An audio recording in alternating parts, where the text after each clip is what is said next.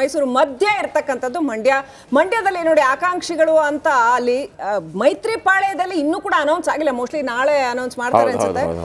ಕುಮಾರಸ್ವಾಮಿ ಅವರು ಮತ್ತೆ ನಿಖಿಲ್ ಕುಮಾರಸ್ವಾಮಿ ಅಲ್ಲಿ ನಾಳೆ ಮಂಡ್ಯಕ್ಕೆ ಬರ್ತಾರೆ ಅಂತ ಅನ್ಸುತ್ತೆ. ಆದ್ರೆ ಈಗ ಹೇಗಿದೆ ಅಲ್ಲಿ ಅಂತ ನೋಡಿದ್ರೆ ಯಾರ್ಯಾರಿದ್ದಾರೆ ಅಂತ, ಸುಮಲತಾ ಅಂಬರೀಶ್ ಇನ್ನೂ ಕೂಡ ಅವ್ರ ಪಕ್ಷೇತರ ಸ್ಪರ್ಧೆ ಆತರ ಏನು ಹೇಳಿಲ್ಲ. ಸೊ ಅವ್ರನ್ನ ಈಗಲೂ ನಾವು ಮೈತ್ರಿ ಪಾಳ್ಯದ ಆಕಾಂಕ್ಷಿ ಅಂತ ಅಧಿಕೃತವಾಗಿ ಈಗ ಘೋಷಣೆ ಅಂತೂ ಆಗಿಲ್ಲ.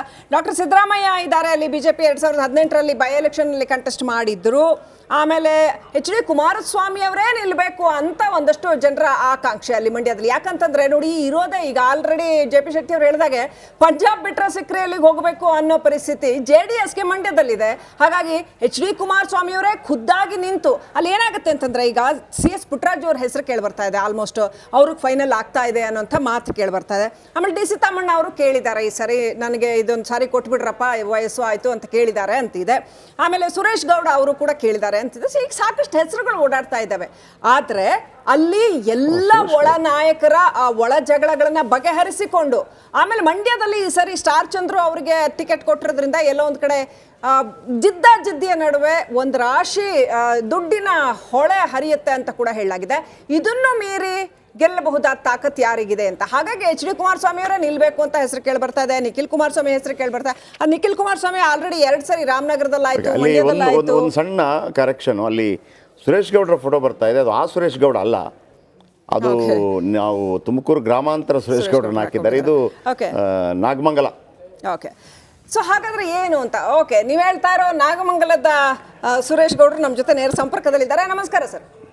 ನಮಸ್ಕಾರ ಸುರೇಶ್ ಗೌಡ್ರೆ, ಈಗ ಪ್ರಶ್ನೆ ಇರ್ತಕ್ಕಂಥದ್ದು, ಮಂಡ್ಯ ಬಿಟ್ರೆ ಬೇರೆ ಏನು ಜಾಗನೇ ಇಲ್ಲ ಅನ್ನೋ ಪರಿಸ್ಥಿತಿ JDSಗೆ. ಹಾಗಾಗಿ JDS ಅಲ್ಲಿ ಮಂಡ್ಯದಲ್ಲಿ ಮಾಡು ಇಲ್ಲವೇ ಮಡಿ ಸಿಚುವೇಶನ್ ಅಲ್ಲಿ ಇದೆ ಅಂತ. ಆದ್ರೆ ಯಾರು ಹಾಗಿದ್ರೆ ಕ್ಯಾಂಡಿಡೇಟು ಈ ಸಾರಿ? ನಾಳೆ ತೀರ್ಮಾನ ಆಗುತ್ತಲ್ಲ ಮೇಡಮ್. ಸೊ ಇನ್ನೂ ಗೊತ್ತಿಲ್ಲ ನಿಮ್ಗೆ? ನಾಳೆ ಮಧ್ಯಾಹ್ನ ಬೆಳಿಗ್ಗೆ 10 ಗಂಟೆ ಮೀಟಿಂಗ್ ಕರೆದಿದ್ದಾರೆ. ಅಲ್ಲಿ ನಮ್ಮ ಪಕ್ಷದ ಎಲ್ಲಾ ಕಾರ್ಯಕರ್ತರು, ನಮ್ಮ ಮುಖಂಡರುಗಳು ಅಲ್ಲಿ ಅದರಲ್ಲಿ ತೀರ್ಮಾನ ಮಾಡ್ತೇವೆ. ನೀವು ಆಕಾಂಕ್ಷಿನಾ? ನಾನು ಆಕಾಂಕ್ಷಿ ಇದ್ದೆ, ಅದು ಪಕ್ಷದ ವರಿಷ್ಠ ಬಿಟ್ಟಿರ್ತಕ್ಕಂಥದ್ದು. ಸುರೇಶ್ ಗೌಡ್ರೆ, ಡೈರೆಕ್ಟ್ ಒಂದು ಕ್ವಶನ್. ಒಂದು ವೇಳೆ ಇನ್ನೂ ಕೂಡ ಈಗ ಕುಮಾರಸ್ವಾಮಿ ಅವರು ನಿನ್ನೆ ಹೇಳಿದರು ಮಂಡ್ಯ ಅಂತೇಳಿ, ಆದರೆ ಅಧಿಕೃತವಾಗಿ ದೆಹಲಿಯಿಂದ ಇನ್ನೂ ಕೂಡ ಬಿಡುಗಡೆಯಾಗಿಲ್ಲ. ಈಗಲೂ ಕೂಡ ಒಂದು ವೇಳೆ ಅದು BJPಗೆ ಹೋಗಿಬಿಟ್ಟು ಸುಮಲತಾ ಅವರು BJP ಅಭ್ಯರ್ಥಿ ಆದರೆ JDS BJPಗೆ ಸಪೋರ್ಟ್ ಮಾಡೋದಕ್ಕೆ ರೆಡಿ ಇದೆಯಾ ಮಂಡ್ಯದಲ್ಲಿ? ಮೈತ್ರಿ ಧರ್ಮ ಪಾಲನೆ ಮಾಡ್ಲೇಬೇಕಲ್ವಾ ಸರ್? ರೆಡಿ ಇದೀರಾಗಿದ್ರೆ ಮಾಡ್ಲೇಬೇಕಲ್ವಾ? ಏನು ಆ ಥರ ನಿಮ್ದೇನೋ ಚೆನ್ನಾಗಿದೆ ಸಂಬಂಧ. ಶ್ರೀಕಂಠಯ್ಯ ಅವ್ರದ್ದು ಉಳಿದವರೆಲ್ಲ ಯಾವ ರೀತಿ ಕಚ್ಚಾಡ್ಕೊಂಡಿರ್ತಂದ್ರೆ ಕಳೆದ ಬಾರಿ ಹೆಂಗಾಗತ್ತೆ ಸರ್? ಯಾಕಂತಂದ್ರೆ ಅಲ್ಲಿ ನೀವು ಹೆಂಗೆ ಸುಮಲತಾ ಅವರಿಗೆ ಓಟ್ ಕೊಡಿ ಅಂತ ಕೇಳ್ತೀರಿ ಜನರ ಹತ್ರ ಒಂದು ವೇಳೆ ಹಂಗಾದ್ರೆ? ಕಳೆದ ಬಾರಿ ಅದು ಕಾಂಗ್ರೆಸ್ ಅವರು ಮಾಡಿದ ಮೋಸದಿಂದ ನಾವು ಸೋತಿದ್ದಷ್ಟೇನೆ.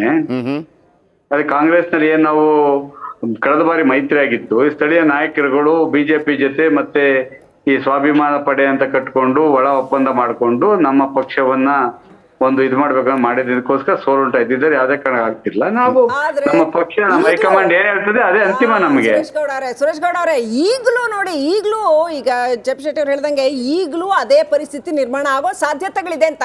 ಹೆಂಗೆ ಅಂತಂದ್ರೆ, ಅವ್ರ ಪಕ್ಷೇತರವಾಗಿ ನಿಂತಾರೆ. ಒಂದ್ ವೇಳೆ ಮೈತ್ರಿ ಅಭ್ಯರ್ಥಿ ಅಂತ ನಿಮ್ ಕಡೆಯಿಂದ ನೀವು ಯಾರನ್ನೇ ನಿಲ್ಸಿದ್ರು, ಎಚ್ ಡಿ ಕುಮಾರಸ್ವಾಮಿ ಅವರನ್ನು ಒಂದು ಬಿಟ್ಟು ನೀವು ಬೇರೆ ಯಾರನ್ನೇ ನಿಲ್ಸಿದ್ರು ಒಳ ಜಗಳ, ಒಳ ಏಟು ಇವೆಲ್ಲ ಬೀಳ್ತವೆ, ನಿಮ್ಮವರೇ ನಿಮ್ಗೆ ತೊಂದರೆ ಕೊಡ್ತಾರೆ ಅನ್ನೋಂಥದ್ದು.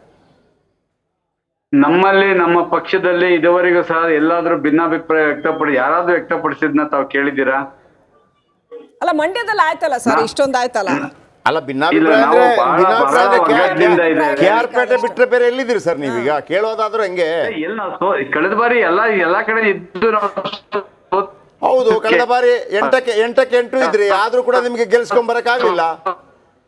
ಈ ಬಾರಿ 7ಕ್ಕೆ ಹೇಳಿದ್ದಾರೆ ಕಾಂಗ್ರೆಸ್. ಸಂಪರ್ಕ ಸಾಧ್ಯ ಆಗ್ತಾ ಇಲ್ಲ. ಸುರೇಶ್ ಗೌಡ್ರನ್ನ ಸಂಪರ್ಕಿಸುವಂತ ಪ್ರಯತ್ನವನ್ನು ಮಾಡ್ತೀನಿ. ಸುರೇಶ್ ಗೌಡ್ರು ಚಲುವರಾಯ ಸ್ವಾಮಿ ಅವರ ವಿರುದ್ಧ ಸ್ಪರ್ಧೆ ಮಾಡಿದ್ರು. ಕಳೆದ ಬಾರಿ ಗೆದ್ದಿದ್ರು ಸುರೇಶ್ ಗೌಡ್ರು ಕಾಂಗ್ರೆಸ್ಸಲ್ಲಿ ಕೂಡ ಇದ್ದರು. ಯಾವಾಗ ಆ ಕಡೆ ಈ ಕಡೆ ಎಕ್ಸ್ಚೇಂಜ್ ಆಯಿತು ಆಗ ಇವರು ಹೋದರು ಏನು JDS ಜೊತೆ.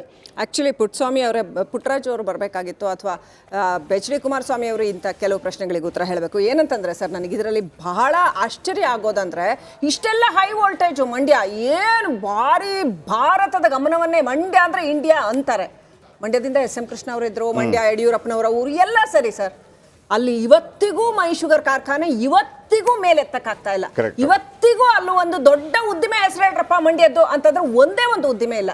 ಒಂದು ವಿಚಾರಕ್ಕೆ ಮಂಡ್ಯ ವರ್ಲ್ಡ್ ಫೇಮಸ್ ಅಪ್ಪ ಒಂದು ಹೇಳಿ ಏನೂ ಇಲ್ಲ. ಸ್ಮಾರ್ಟ್ ಸಿಟಿ ಅದು ಮಾಡಕ್ ಬರಲ್ಲ ಅಂತ ಒಂದು ಕೈ ಚೆಲ್ಲ ಏನಿದೆ ಅಲ್ಲಿ ಅಂತ, ನೀರಾವರಿ ಕಾವೇರಿನೇ ಹರಿತಾರೆ ಬಹುತೇಕ. ಆಮೇಲೆ ಇನ್ನೊಂದೇನು ಗೊತ್ತಾ, ಮಂಡ್ಯದವರು ನನಗೆ ತುಂಬಾ ಫ್ರೆಂಡ್ಸ್ಗಳಿದ್ದಾರೆ, ಎಲ್ಲ ಬ್ಯಾಂಗ್ಳೂರಲ್ಲಿದ್ದಾರೆ ಅಂತ. ಆಬ್ವಿಯಸ್ಲಿ ಎಲ್ಲ ಬ್ಯಾಂಗ್ಳೂರಲ್ಲಿದ್ದಾರೆ. ಆಮೇಲೆ ಅಲ್ಲಿ ಒನ್ಸ್ ಅಗೇನ್ ಸುರೇಶ್ ಗೌಡ್ರೆ ಮತ್ತೊಮ್ಮೆ ನಿಮ್ಮ ಹತ್ರ ಕೇಳ್ತಾ ಇರುವಂಥದ್ದು, ಈಗ ನೀವು ಅವತ್ತಿಂದ ಹೇಳ್ತಾ ಇದ್ರಿ ಮಂಡ್ಯ JDS ಮಂಡ್ಯ. ಮೇಡಮ್ ಅವ್ರು ಕೇಳ್ದಂಗೆ ಸರ್, ಮಂಡ್ಯದಲ್ಲಿ ಹೆಂಗಾಗಬೇಕಾಗಿತ್ತು ನಮಗೆ ಮಂಡ್ಯ ಅಂತಂದರೆ, ಎಲ್ಲ ಮಂಡ್ಯದ ಹುಡುಗರು ಬ್ಯಾಂಗ್ಳೂರಲ್ಲಿದ್ದಾರೆ, ಎಲ್ಲ ಬ್ಯಾಂಗ್ಳೂರಲ್ಲಿದ್ದಾರೆ. ಅಲ್ಲೊಂದು ಕಾರ್ಖಾನೆ ಮತ್ತು ಆ ಮೈ ಶುಗರನ್ನೇ ನಮಗೆ ಸರಿಯಾಗಿ ನಡೆಸೋಕ್ಕಾಗಲಿಲ್ಲ. ಆಮೇಲೆ ಅದೊಂದು ಸ್ವಾಭಿಮಾನದ ಪ್ರಶ್ನೆ. ಮುರುಗೇಶ್ ನಿರಾಣಿ ಬಂದು ಕೇಳಿಬಿಟ್ರು.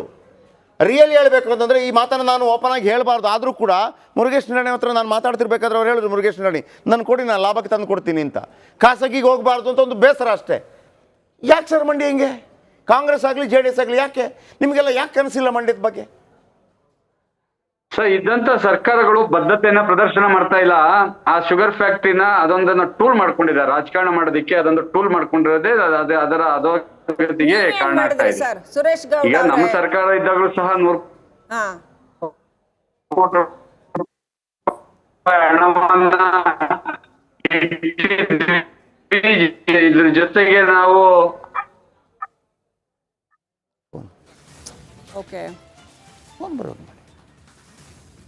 ಇಲ್ಲಿ ಸಂಪರ್ಕ ಸಾಧ್ಯ ಆಗ್ತಾ ಇಲ್ಲ, ಮೋಸ್ಟ್ಲಿ ಟ್ರಾವೆಲ್ ಮಾಡ್ತಾ ಇದ್ರೆ ಹಂಗಾಗತ್ತೆ. ಎನಿವೆ, ಅವ್ರು ಹೇಳ್ತಾ ಇದ್ದಾರೆ ಮಾಡಬಹುದಾಗಿತ್ತು ಅಂತ.